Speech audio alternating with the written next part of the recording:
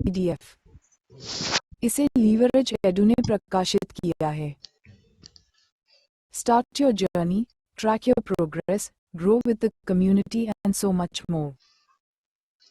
Revise with short-form content. Learn through pre-recorded courses.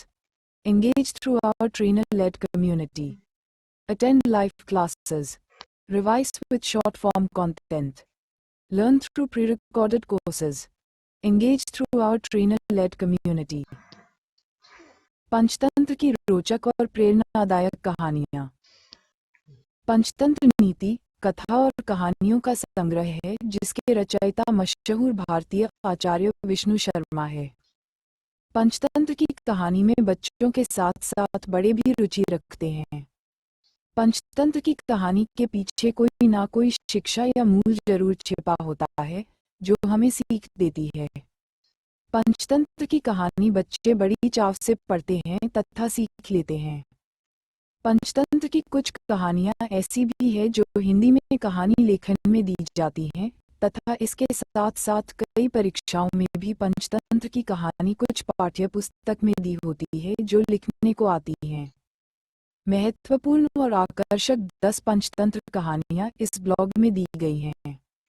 आइए जानते हैं पंचतंत्र की कहानियां कौन सी हैं। आचार्य विष्णु शर्मा का परिचय। संस्कृत के लेखक विष्णु शर्मा पंचतंत्र की कहानी, संस्कृत की नीति पुस्तक के लेखक माने।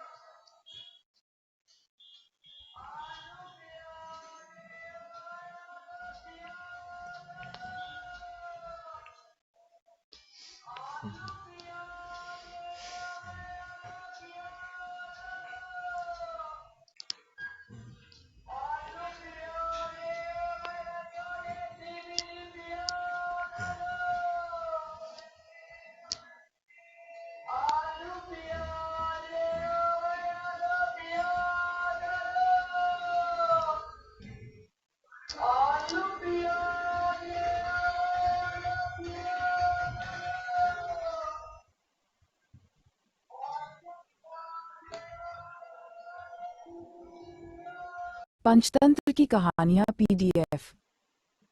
इसे लीवरेज एडू ने प्रकाशित किया है। Start your journey, track your progress, grow with the community and so much more. Revise with short-form content. Learn through pre-recorded courses. Engage through our trainer-led community. Attend live classes. Revise with short-form content. Learn through pre-recorded courses. Engage through our trainer-led community. Panchatantra की रोचक और प्रेरणादायक कहानियाँ। पंचतंत्र नीति, कथा और कहानियों का संग्रह है जिसके रचयिता मशहूर भारतीय आचार्य विष्णु शर्मा है। पंचतंत्र की कहानी में बच्चों के साथ साथ बड़े भी रुचि रखते हैं। पंचतंत्र की कहानी के पीछे कोई ना कोई शिक्षा या मूल जरूर छिपा होता है जो हमें सीख देती है। पंचतंत्र की कहानी बच्चे बड़ी चाव से पढ़ते हैं तथा सीख लेते हैं। पंचतंत्र की कुछ कहानियां ऐसी भी है जो हिंदी में कहानी लेखन में दी जाती हैं तथा इसके साथ साथ कई परीक्षाओं में भी पंचतंत्र की कहानी कुछ पाठ्य पुस्तक में दी होती है जो लिखने को आती हैं। महत्वपूर्ण और आकर्षक 10 पंचतंत्र कहानियां इस ब्लॉग में दी गई हैं। आइए जानते हैं पंचतंत्र की कहानियां कौन सी हैं। आचार्य विष्णु शर्मा का परिचय। संस्कृत के लेखक विष्णु शर्मा पंचतंत्र की कहानी, संस्कृत की नीति पुस्तक के लेखक माने जाते हैं। जब ये ग्रंथ बनकर तैयार हुआ तब विष्णु शर्मा की उम्र 40 साल थी। विष्णु शर्मा दक्षिण भारत के महिलारोप्य नामक नगर में रहते थे। एक राजा के 3 मूर्ख पुत्र थे जिनकी जिम्मेदारी विष्णु शर्मा को दे दी गई। विष्णु शर्मा को ये पता था कि यह इतने मूर्ख हैं कि इनको पुराने तरीकों से नहीं पढ़ाया जा सकता, तब उन्होंने जंतु कथाओं के द्वारा पढ़ाने का निश्चय किया। पंचतंत्र को 5 समूह में बनाया गया, जो 2000 साल पहले बना। महामहोपाध्याय पं सदाशिव शास्त्री के अनुसार पंचतंत्र के रचयिता विष्णु शर्मा चाणक्य का ही दूसरा नाम था। इसके आधार पर उनके अनुसार पंचतंत्र की रचना चंद्रगुप्त मौर्य के समय में ही हुई है और इसका रचना काल 300 BC माना जा सकता है। पंचतंत्र के भाग। पंचतंत्र को 5 भागों में बांटा गया है। मित्रभेद, मित्रों में मनमुटाव, मित्रलाभ या मित्र संप्राप्ति, मित्र प्राप्ति या उसके लाभ, संधि विग्रह, काकोलुकियम, कौवे या उल्लुओं की कथा, लब्ध प्रनाश, मृत्यु या विनाश के आने पर, यदि जान पर आ बने तो क्या, अपरीक्षित कारक, जिसको परखा नहीं गया हो उसे करने से पहले सावधान रहें, हड़बड़ी में कदम न उठाएं। पंचतंत्र की कहानियां। पंचतंत्र की कहानियां नीचे दी गई हैं। चालाक खटमल। एक राजा के शयन कक्ष में मंदविसपिनी नाम की जून ने डेरा डाल रखा था। रात को जब राजा सोने जाता तो वह चुपके से बाहर निकलती और राजा का खून चूसकर फिर अपने स्थान पर जा छिपती। संयोग से एक दिन अग्निमुख नाम का एक खटमल भी राजा के शयन कक्ष में आ पहुंचा। जून ने जब उसे देखा तो वहां से चले जाने को कहा। उसे अपने अधिकार क्षेत्र में किसी अन्य का दखल सहन नहीं था। लेकिन खटमल भी कम चतुर नहीं था। बोला, देखो, मेहमान से इस तरह बर्ताव नहीं किया जाता। आज रात मैं तुम्हारा मेहमान हूँ। जूं अंततः खटमल की चिकनी चुपड़ी बातों में आ गई और उसे शरण देते हुए बोली, ठीक है, तुम यहाँ रात भर रुक सकते हो, लेकिन राजा को काटोगे तो नहीं, उसका खून चूसने के लिए। खटमल बोला, लेकिन मैं तुम्हारा मेहमान है, मुझे कुछ तो दोगी खाने लिए, और राजा के खून से बढ़िया भोजन और क्या हो सकता है। ठीक है, जूं बोली, तुम चुपचाप राजा का खून चूस लेना, उसे पीड़ा का एहसास नहीं होना चाहिए। जैसा तुम कहोगी बिल्कुल वैसा ही होगा। कहकर खटमल शयन कक्ष में राजा के आने की प्रतीक्षा करने लगा। रात ढलने पर राजा आया और बिस्तर पर पड़कर सो गया। खटमल सब कुछ भूलकर राजा को काटने दौड़ा और खून चूसने लगा।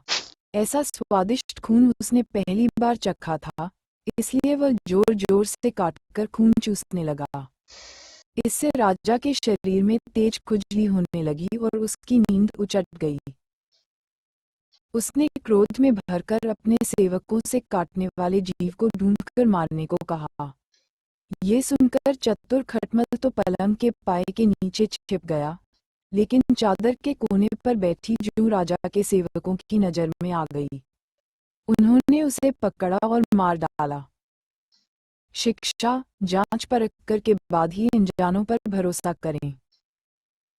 एक प्यासा कौवा। एक बार एक कौवा था। एक दिन वह बहुत प्यासा था।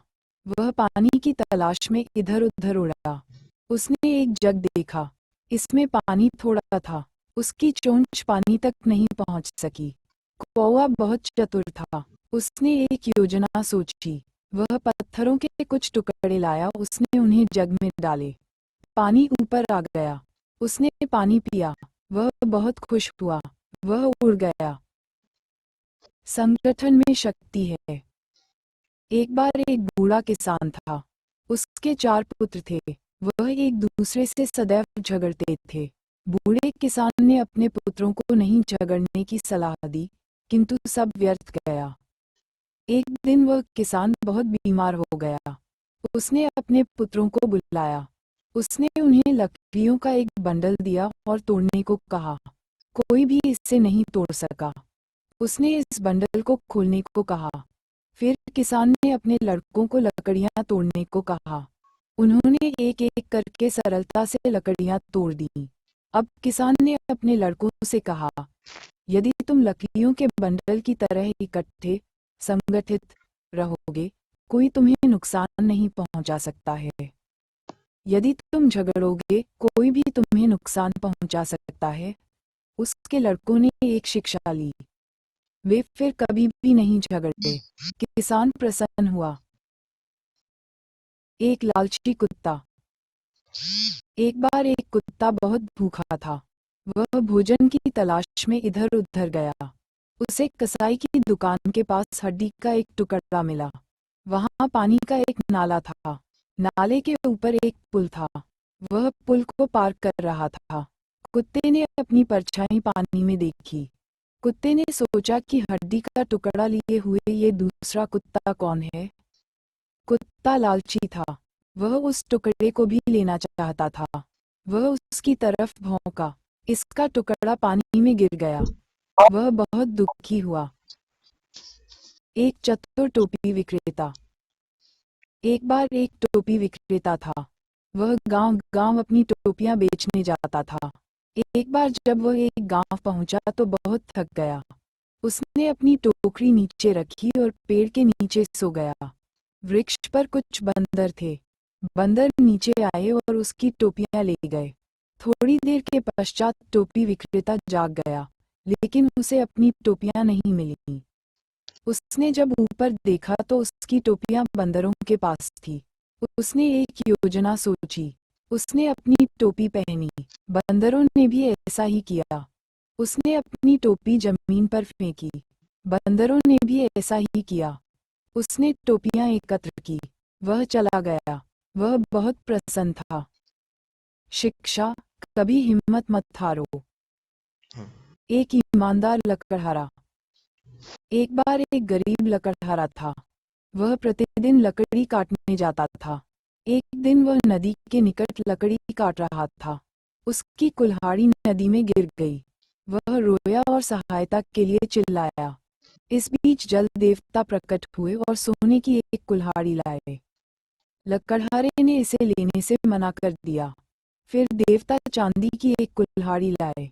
उसने लकड़हारे से उस कुल्हाड़ी को लेने को कहा। उसने उसे भी लेने से मना कर दिया क्योंकि वह उसकी कुल्हाड़ी नहीं थी। फिर जल देवता उसकी असली कुल्हाड़ी लाया। उसने लकड़हारे से इसे लेने के लिए कहा। उसने इसे ले ली। जल देवता उसकी ईमानदारी पर बहुत खुश हुए। उसने तीनों कुल्हाड़ियां उसे दे दी। वह बहुत प्रसन्न हुआ और देवता को धन्यवाद दिया। भूखी लोमड़ी, लोमड़ी और अंगूर। एक बार एक लोमड़ी थी। एक दिन वह बहुत भूखी थी। वह भोजन की तलाश में इधर उधर भटक रही थी। वह अंगूरों के एक बगीचे में गई। उसने पके हुए और मीठे अंगूरों का एक गुच्छा देखा। वह प्रसन्न हुई। वह उन्हें खाना चाहती थी, किंतु गुच्छा ऊंचा था। लोमड़ी उन तक नहीं पहुंच सकी। वह इसकी ओर बार बार कूदी। वह थक गई। वह उनको नहीं पकड़ सकी। वह चली गई। उसने कहा, अंगूर खट्टे हैं। वह बहुत दुखी हुई। शिक्षा, हाथ नहीं आने वाले अंगूरों को खट्टा बताया जाता है। एक गडरिया जो झूठ बोला। एक बार एक गडरिया लड़का था। वह प्रत्येक दिन भेड़ों को मैदान में ले जाता था। एक दिन वह चिल्लाया, भेड़िया भेड़िया, सहायता करो। गांव वाले दौड़े और वहां आए। उन्होंने वहां भेड़िया नहीं देखा। लड़का उन पर हंसा। वे नाराज हुए और वापस लौट गए। कुछ दिनों के बाद एक भेड़िया वहां आया। लड़का सहायता के लिए बार बार चिल्लाया। कोई नहीं आया। भेड़िए ने लड़के को मार डाला। शिक्षा, एक बार का झूठा सदैव का झूठा। खरगोश और शेर।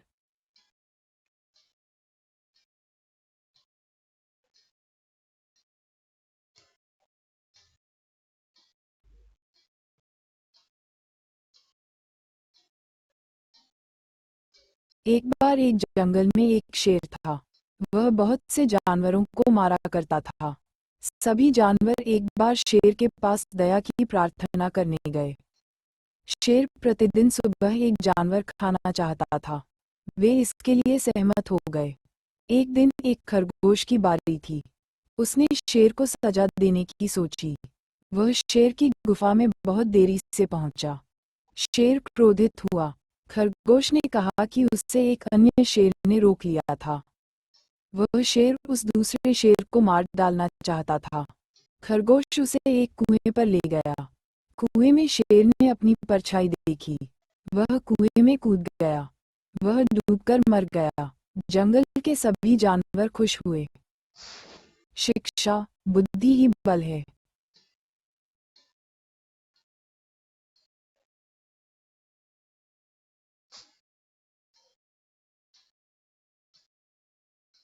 रंगा सियार।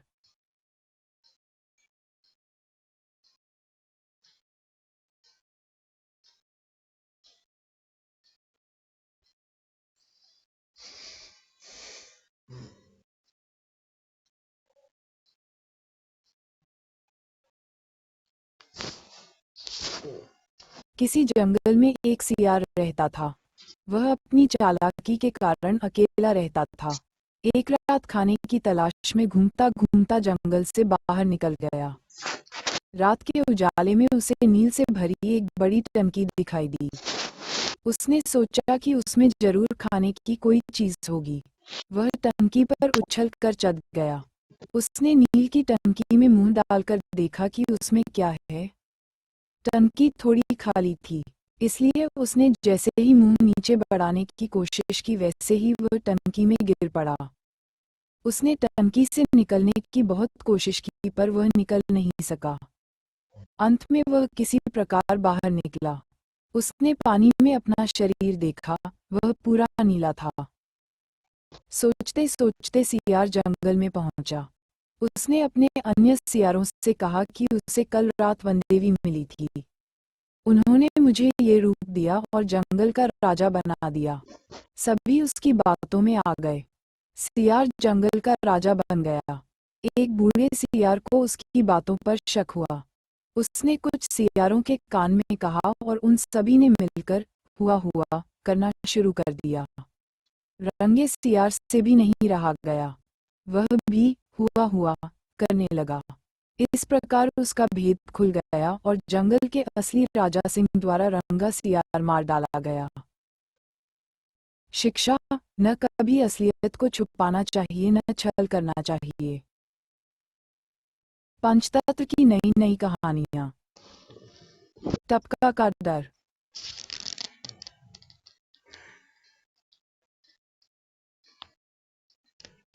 बरसात का दिन था। चारों ओर पानी बरस रहा था। जंगल में बुढ़िया का घर भीग रहा था। जल्दी ही बुढ़िया का घर टपकने लगा। बुढ़िया परेशान हो उठी, परंतु करती भी क्या। छप्पर को छाए कौन। थोड़ी देर में ओले भी पड़ने लगे। बेर बराबर ओले। उधर एक बाघ ओलों की मार से परेशान हो उठा। कूदते फांदते वह बुढ़िया के घर के पास पहुंचा। बुढ़िया अंदर चावल पका रही थी। चूल्हे पर पानी टपक रहा था, टप टप। वह झुंझला उठी और बोली, मुझे टपका से इतना डर लगता है जितना बाघ से भी नहीं। बाघ ने सोचा बुढ़िया मुझसे तो नहीं डरती मगर टपका से डरती है। जरूर टपका मुझसे भी बड़ा जानवर होगा। बस इतना सोचते ही बाघ घबराया और सिर पर पैर रखकर भाग गया।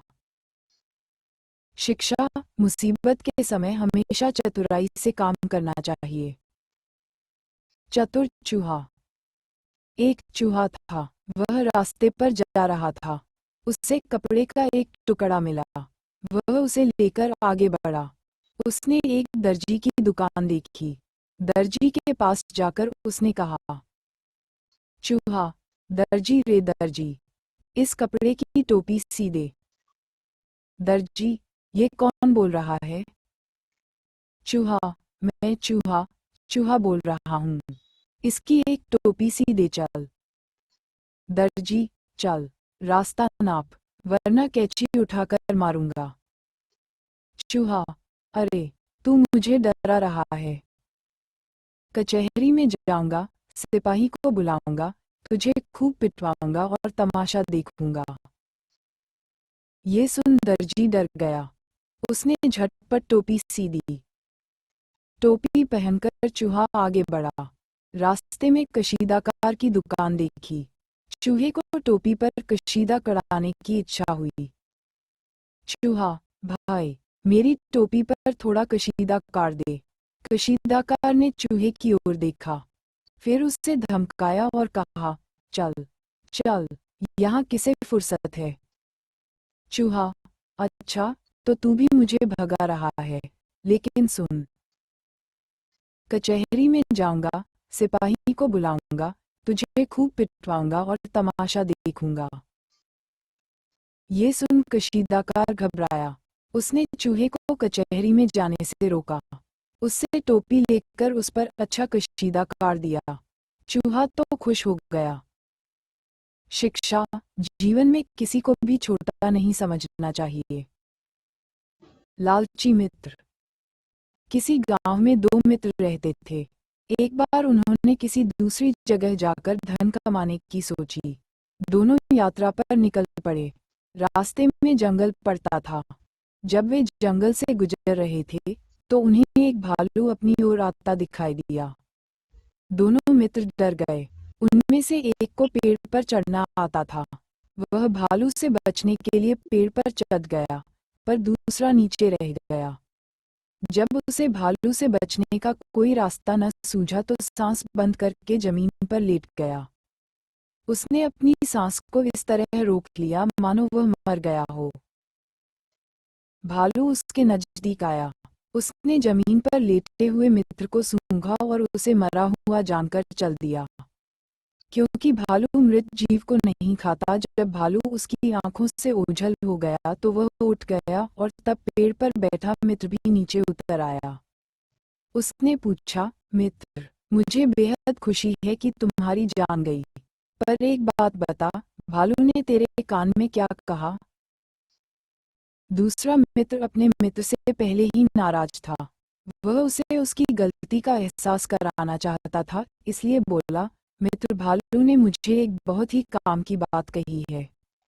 उसने कहा है कि ऐसे मित्र का साथ छोड़ दो जो मुसीबत के समय तुम्हारा साथ न दे और तुम्हें अकेला छोड़ जाए।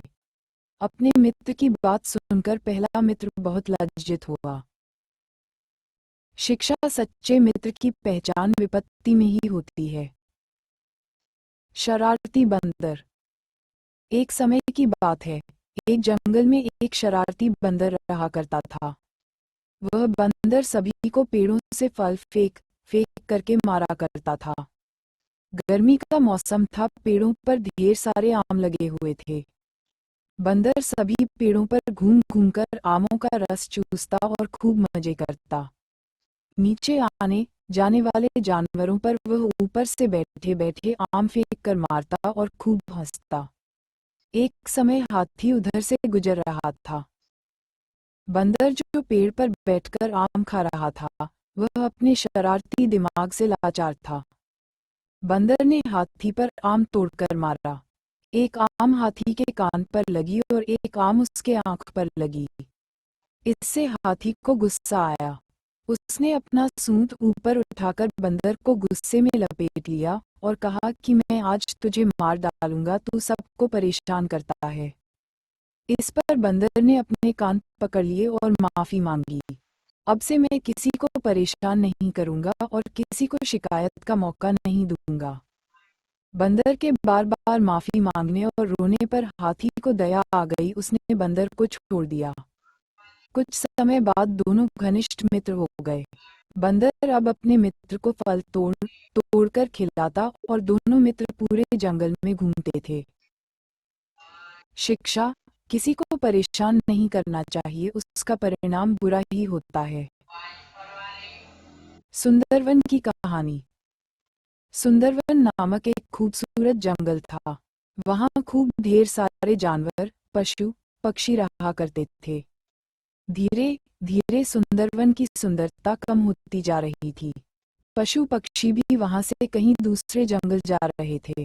कारण ये था कि वहां पर कुछ वर्षों से बरसात नहीं हो रही थी, जिसके कारण जंगल में पानी की कमी निरंतर होती जा रही थी। पेड़ पौधों की हरियाली खत्म हो रही थी और पशु पक्षियों का मन भी वहां नहीं लग रहा था। सभी वन को छोड़कर दूसरे वन में जा रहे थे कि गिद्धों ने ऊपर उड़कर देखा तो उन्हें काले घने बादल जंगल की ओर आते नजर आए। उन्होंने सभी को बताया कि जंगल की तरफ काले घने बादल आ रहे हैं, अब बारिश होगी।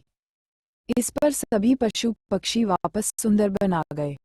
देखते ही देखते कुछ देर में खूब बरसात हुई।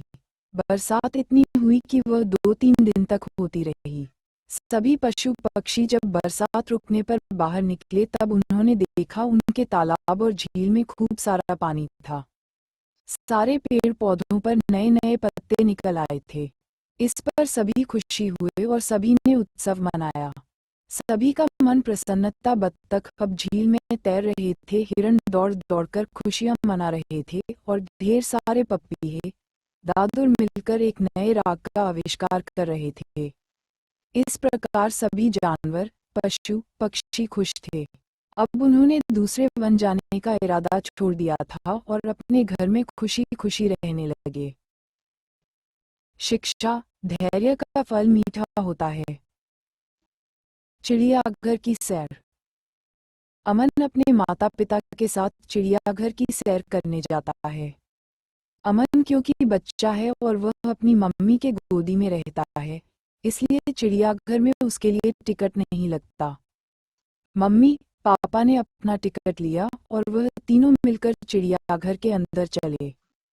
अमन ने चिड़ियाघर के अंदर देखा, एक तालाब है, उसमें ढेर सारे बत्तख और बगुला तैर रहे हैं। उससे बहुत ही अच्छा लगा। फिर उसने देखा एक बंदर है, वह छोटे छोटे बंदरों को खिला रहा है और उसके पीछे छोटे छोटे बंदर भाग रहे हैं। वह उसके पापा होंगे। अमन ने फिर आगे एक भालू को देखा, एक जिराफ को देखा और ढेर सारे शेर को भी देखा। वह तेज तेज चिल्ला रहा था, छोटे छोटे बच्चे डर कर भाग रहे थे। फिर अमन ने देखा एक हाथी का झुंड वहां पर खड़ा था और उसके छोटे छोटे बच्चे भी वहां पर थे। वह आपस में खेल रहे थे और इस तमाशे को वहां खड़े ढेर सारे बच्चे देख रहे थे। अमन भी खड़ा हुआ और हाथी के झुंड को देखने लगा। इसके बाद अमन ने देखा वहां और भी छोटे छोटे बच्चे आए हैं। वह अपने पैर पर चल रहे थे, कोई भी अपने मम्मी पापा के गोदी में नहीं था। इस पर अमन भी अपने छोटे छोटे पैरों से चलने लगा। इस पर अमन के मम्मी पापा को बहुत खुशी हुई क्योंकि अब उसका बेटा चलना सीख रहा था। अमन चिड़ियाघर में रेलगाड़ी से भी सैर की और ऊंट की सवारी भी की। शिक्षा, बच्चे अनुकरण से सीखते हैं। बच्चों के मन के विकास के लिए उन्हें दुनिया का रूप दिखाना चाहिए। फैक्ट्स। पंचतंत्र के लेखक का नाम क्या है? पंचतंत्र के लेखक का नाम आचार्य विष्णु शर्मा है। पंचतंत्र की 5 कहानियों के नाम बताएं। पंचतंत्र की कहानियां इस प्रकार हैं: अक्लमंद हंस, आपस की फूट, 1 और 1 11, एकता का बल, कौए और उल्लू। पंचतंत्र की कहानियां रचना मूलतः किस भाषा में की गई थी? पंचतंत्र की कहानियां रचना मूलतः संस्कृत भाषा में की गई थी।